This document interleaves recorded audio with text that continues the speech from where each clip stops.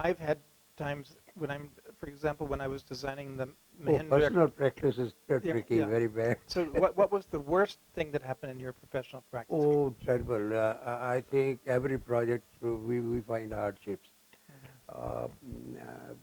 You don't get very receptive users all the time, and you are confronted each time with a new project.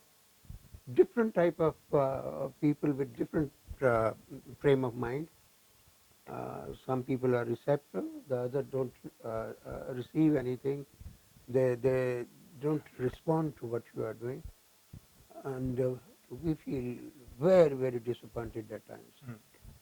And when we have to redo things, uh, just to feel that the project should not go out of our hands, it should remain. And let us see second time, third time, if we can come to his expectations.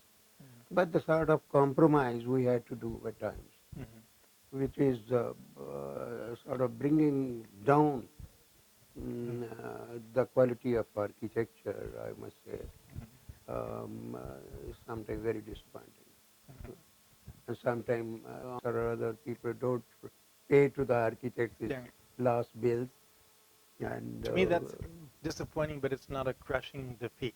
yeah, A crushing defeat to me is when, okay, now I'm building uh, a girls' women's hostel for the College of Engineering Pune, and it's a very urban site. They have very less land, so we're going about 12 stories tall, and then we have these sort of towers which give a very spiritual feeling to the building that run up the same.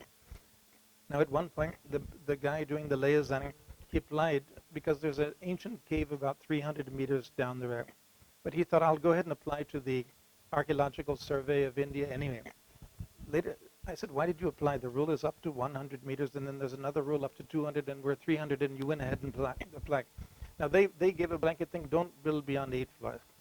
So I said, first of all, my client wants 400 women to live in this, yeah, so I won't be fulfilling their requirement. Second of all, the architecture, if it's just cut in half, it will, it will look like the Statue of Liberty cut in half. It won't have that sense of completeness. It won't be a good piece of architecture. On the other hand, it can be something really great. So to me, that's really crushing.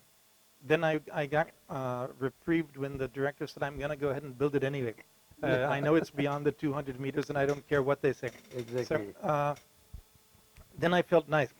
But these kind of things to me are very disturbing when you have a design in mind. Yeah. It's moving along, and then suddenly, And the worst is that many projects which we are very happy to design, but are not built because of some reason or the other. Sometimes client won't tell you that he didn't like it, right, but we get to know that he didn't like, so that's yeah. why on some pretext he will say, well, we don't have funds. Sometimes even they like it, Yeah. but due to some financial strategy, Well, yes. especially in the last 10 So years. that's the terrible thing what happens because somebody spends 6 months, 8 months preparing the design, making models, everything. But at the end of the day, the whole project is shelved because of various reasons. And that's the worst what happens in private practice. And when I came leaving the government servant as chief architect from Department of Space or architect from the Chandigarh, Right. private practice was completely different. I had to start from scratch, uh, you know, carrying a small drawing Well, here. the worst I found, the biggest disappointments for me, say 15 years ago, 10 years ago, I would be invited, like there were 5 architects invited to do a competition for the new Indian Institute of Management in Kerala. And for us young architects, I mean, I was 50 something, but I felt young. Yeah. To do an IIM was like Louis Kahn had done an Indian Institute of Management, and then Doshi and Stein did a famous song. So we were sure if we're really talented and do another, that it's going to lift our world prestige. No? So we have this competition, and we lost. No? And Sanjay Mohe, he had done a very exciting design. I had done a very modern design, and the winner was like just a kind of ethnic with tile roofs and sort of laterite walls and a very simple, not a very exciting kind of a scheme. And so I was a bad loser. The same thing, there were some 7 of us invited to do the new Ministry of Foreign Affairs, Videsh Bhavan, on Rajpath, where it crosses Janpa. Beautiful site, right on the Rajpath. Right? And then we all worked hard. They also paid us 2 lakhs each, which 10, 11 years ago was a lot of money. So they paid us well. We worked hard, and then they decided to give it to no one, and they give it to PWD. And so No, again, I think this happens with every architect, maybe very big architects. Even uh, Mr. Doshi, he did a great project, and it was probably shelved or something. So these things happen with every architect, which is a very disappointing thing. Uh, and that's the difference between the government service and the private practice. There you have not to hunt the projects, you have not to bother what happens on the site, where the funds come. You are paid your salary and you are happy, and you have a lot of freedom to do whatever you feel like. But in private practice, there is certain amount of compromises here and there, which sometimes you still try to keep your things, and it happens by the time the way you raise your stature as an architect, because more you grow, you are more accepted. yeah. People don't oppose you so much, and to come to that level, it takes time. It takes a lot of hard work. Yeah. You have to produce really to come to that level. And there may not be many problems, but I see there are also some problems in private practice, because so they don't have the same sort of temperament. They are different type of people, different type of mental making, and you come across all sort of fellows. Sometimes there's a businessman, the other one is a bureaucrat. The third time is some fellow in the institute who is high up as a maybe technician or a scientist. Now, in your career, a lot of people worked in your studio. Um, did any of those architects who worked for you, they went on to reach some kind of a regional or national status as a designer? I mean, are there any of the women or young men who worked in your studio who sort of went on, like as I was saying, in a school of thought or Gharana? Yeah. They've now become in their own right.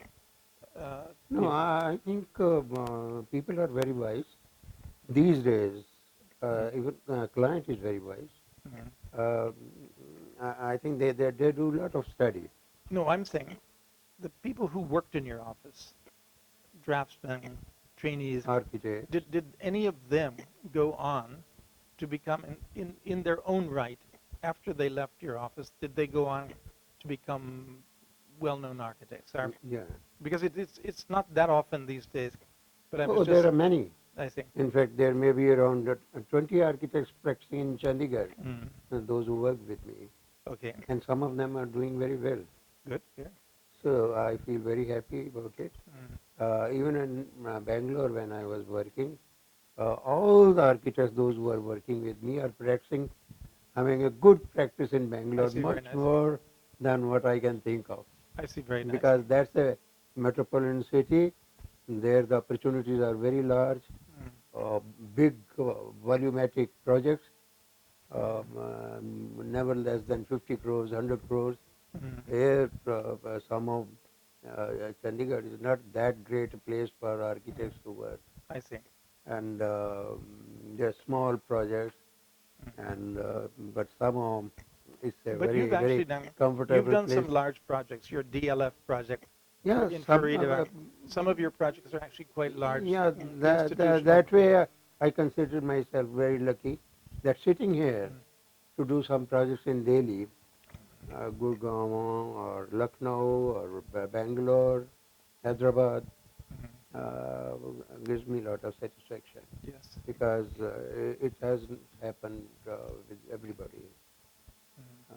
So that way, I think the when I look back, the accountability of my um, doing things in my life is not very bad. Is quite satisfactory to myself. There's enough to talk about when I look back the way I started. Absolutely penniless, no bearing, no background, and God has been kind that at least I have today an opportunity to sit by your side and talk. Now, let me ask you another question. See, I was also inspired by a lot of famous architects who even they taught me. Like I met Gropius on many occasions, and so many. Even Juan Moreau used to come and stay at Cert's house, and while he was there, he just painted something on the wall, which then they sprayed to make sure it wouldn't disappear. Yeah. So we had all these great people around us. Doxiadis, I went on his ship for this Delos symposium, and we had Buckminster Fuller with us for a whole week, and so many well-known people were there. But then when I came to India, I felt very fortunate. The first week I was there, I was in Delhi. I flew into Delhi, and I met Rahman, the chief architect, who you Yes. mentioned earlier, Yeah, yeah. and his wife was a famous dancer. So somebody arranged that I meet her and him, and I met Kanvende, and then he had studied at Harvard, and I was at Harvard, so we immediately clicked, and we have even his son Sanjay is still a close friend of mine. Yes, yes. Then, of course, I was going to Ahmedabad, so I was with Doshi for a whole year, and we became like family members.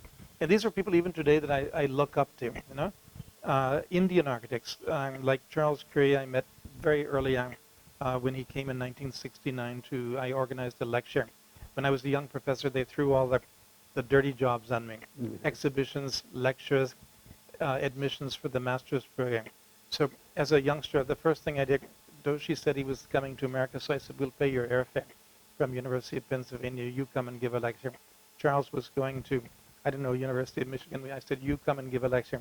Kanvindi was coming for something. I said, you. So in one semester, I had Kanvindi, Doshi, and Charles Curry. I think it was the spring of 1970. I had all these great Indian architects come who inspired me. Now, did you also feel inspired by, forget we all had the luck of these great masters as our teachers. I feel these were also great masters in India, people who inspired me. Did Oh, you yes. have that? No, I think it's very inspiring because in Bangalore, in my office, when Kanvinde came, Mr. Doshi came, Hasmukh came, and all these fellows came and when they comment on your work and if they are happy comments or even otherwise, very inspiring and you feel very confident after they talk about your work so that you can at the back of your mind there is an opportunity to improve or to to think that okay up to this stage it's wonderful let me go further and that sort of things have been happening in life and which has been a source of great inspiration. Even now I go to Mr. Doshi. He's always very kind and tells certain very good things Yes. in profession, even as a person to person, very helpful. And these things you carry in your memory till the end, uh, which always remain a source of great inspiration. I think one should have a group of this kind of Yes. people. To keep Yeah, um, what do you call it, like a generator that recharges the batteries. Then. yes. No, I remember having written to some of the people like this, maybe um uh, I think genre sometime that when my battery is low Mm. and I want to go to the powerhouse to charge, Yes, yeah. so I think of you, and till the whole thing gets recharged, Yeah. and that's the way. You know, even if the people, those who are in your mind, those who can give you some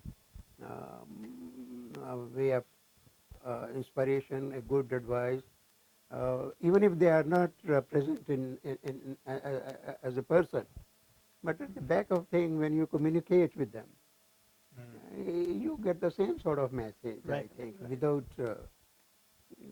even connected right. wires.